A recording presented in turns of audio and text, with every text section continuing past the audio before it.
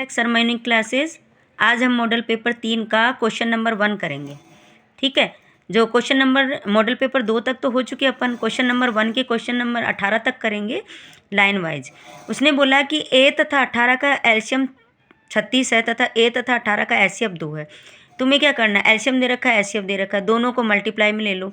अपन को तो शॉर्टकट में करना है, यहाँ पे शो तो करना ही नहीं है, एमसीक्यू करने। 36 और इंटू कितना आपके पास में एचसीएफ कितना है 2 और 18 का भाग दे दो, क्योंकि उसमें से एक संख्या ये है, दूसरी संख्या बतानी है अपन को। तो 18 दूनी 36, 2 दूनी कितने आ गए 4। इसका आंसर द, इसका आंसर क्या आ गया आपके पास में द ऑप्शन। ठीक है, अब दूसरा क्वेश्चन है, निम्न में से एक द्विघात बहुपद नहीं है। द्विघात किसको कहते हैं, जिसकी पावर 2 हो। तो इसमें भी पावर 2 है, इसमें भी 2 है, इसमें भी 2 है, इसमें नहीं है। तो ये हो गया इसका आंसर, बहुपद नहीं है पूछा है। तो द, इसका आंसर क्या हो गया द। थर्ड क्वेश्चन देखो, अपने पास में x + y = 4, x - y = 2। चाहे तो आप विलोपन विधि से सोल्व करके देख लो, नहीं देखो तो आप पुट करके देख लो ना।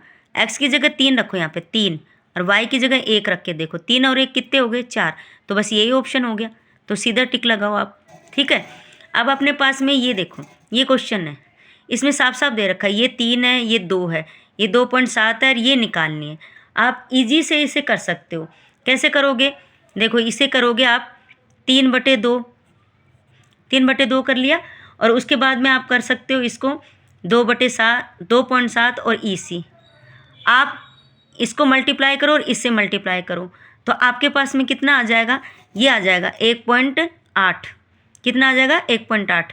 आप करके देख लेना मल्टीप्लाई। ठीक है, मैं आपको दिखा देती हूँ, मैंने कर रखा है, ये देखो ये कर रखा, ये देखो। तो ये इससे कर रखा है 3EC = 2.7 × 2।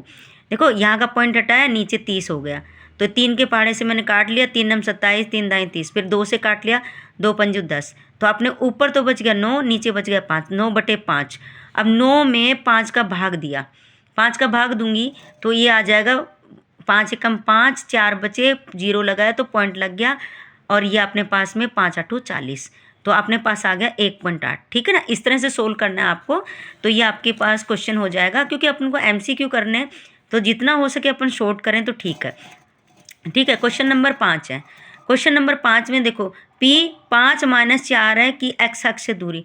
इसने x अक्ष से पूछी है ना दूरी कितनी है आपके पास में, तो इसके अंदर आप x वाला नहीं लेंगे, y वाला ही पॉइंट लेंगे। x से पूछेंगे तो y वाला पॉइंट लेंगे, और y वाला पूछेंगे तो x वाला पॉइंट का आंसर होगा।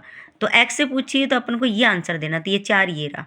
ठीक है, फिर tan 45 और अपने पास में cot 45।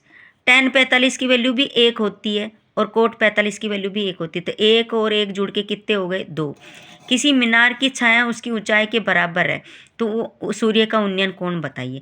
मैंने आपको ये ऐसा क्वेश्चन पहले भी बताया, जो जैसे दीवार है उतनी ही उसकी बराबर की छाया है, तो हमेशा 45 ही आंसर देना है।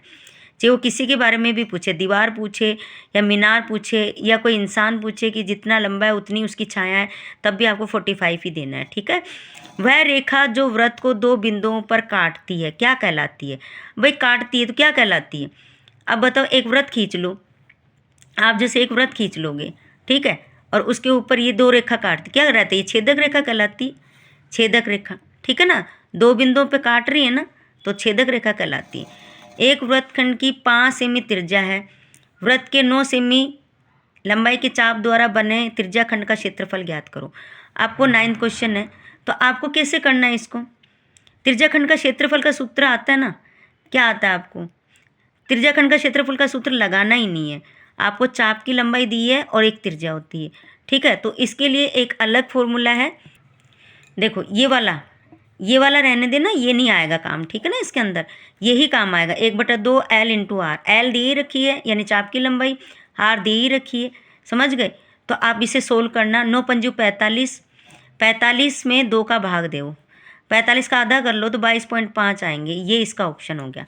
ठीक है, आपके पास में नेक्स्ट क्वेश्चन है आपके पास। देखो अगला क्वेश्चन है, वृत्त की वह जीवा जिसकी लंबाई वृत्त की त्रिज्या से 2 गुनी हो। आपको पता है त्रिज्या 2 गुनी हो, तो त्रिज्या इधर भी हो जाए इधर भी, तो सबसे बड़ी व्यास ही तो हो गया। त्रिज्याखंड हो नहीं सकती, क्षेत्रफल हो नहीं सकती, परिधि हो नहीं सकती, व्यास ही तो होगा। ठीक है। एक ठोस गोले की त्रिज्या, वक्र, पृष्ठ, एस, आयतन, ये आपको सीधे रटने वाला क्वेश्चन है। उनमें सही संबंध बताइए, तो ये वाला आंसर होगा। ठीक है ना, ये रटने वाला है, इसे अपन सोल्व नहीं कर सकते। ठीक। एक पासे को फेंकने पर 4 से बड़ा अंक आने की प्रायिकता। एक बात बताओ, 4 से बड़ा पासे में 5 होगा और 6 होगा, 2 होंगे ना, 2 जने, तो आंसर कितना होगा? 2/6। कितने आएंगे? 2/6। तो देखो 2/6, 2/6 को काटोगे तो कितना आंसर आएगा? 1/3। तो ये इसका ऑप्शन हो गया, आ गया। ठीक है। अब n² - 1 = 8 से विभाज्य होती, तो n एक क्या है? विषम संख्या है, क्या है? देखो आप इसे वैल्यू रखो, आप इसकी वैल्यू रखो। विषम संख्या एक तो रखना मत, छोटे पड़ जाएंगे। आप जैसे 3 रखो, 3 का स्क्वायर कितना हो गया? 9। 9 हो गया, 9 में से 1 घटेगा तो 8 बचेगा, तो 8 में 8 का भाग जाएगा कि नहीं जाएगा? तो ये हो गया। अच्छा, आप 3 के बाद 5 रख के देख लो, 5 का स्क्वायर 25, 25 में से 1 घटेगा तो 24, 24 में भी 8 का भाग जाएगा।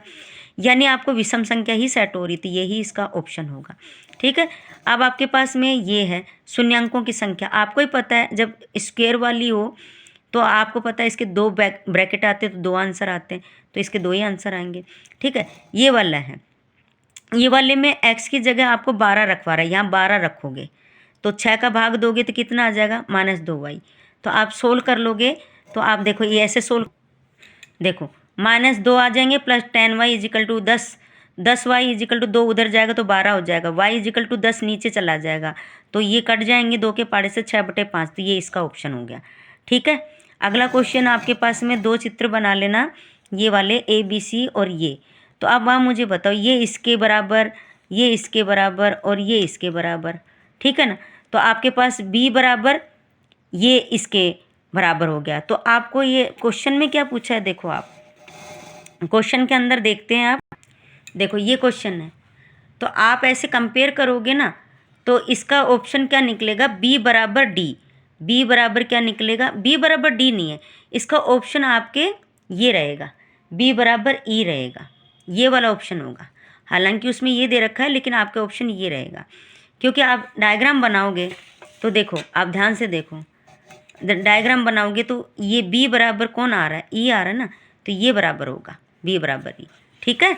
इसके बाद में आपके पास में 6 मीटर ऊंचे खंबे की छाया ये है 2√3 मीटर लंबी है, तो सूर्य का 49 कोण बताइए। अब आपको पता है 6 मीटर लंबा खंबा है, अब आप मुझे बताओ, खंबा है तो ये क्या हो गया? 6 ऊपर लगा दिए, 2√3 नीचे लगा दी, तो ये 2 के पाड़े से काट दिया, 2 3 6, 3 से ये काटूंगी, √3 से ये कट जाएगा, √3 बचेगा। √3 किसकी वैल्यू होती है?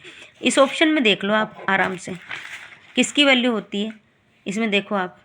√3 कितनी होती है? 60 की वैल्यू होती है। लंबटे आधार में tan होता है, tan में 60 की वैल्यू √3 होती है। ठीक है। एक पतंग भूमि से 30 मीटर की ऊंचाई पर 60 मीटर डोरी की सहायता से उड़ रही है, तो मान डोरी में कोई ढील नहीं, पतंग की भूमि पर 49 कोण। अब की बार आपको एंगल पूछा है, कोण पूछा है, तो कैसे करोगे आप?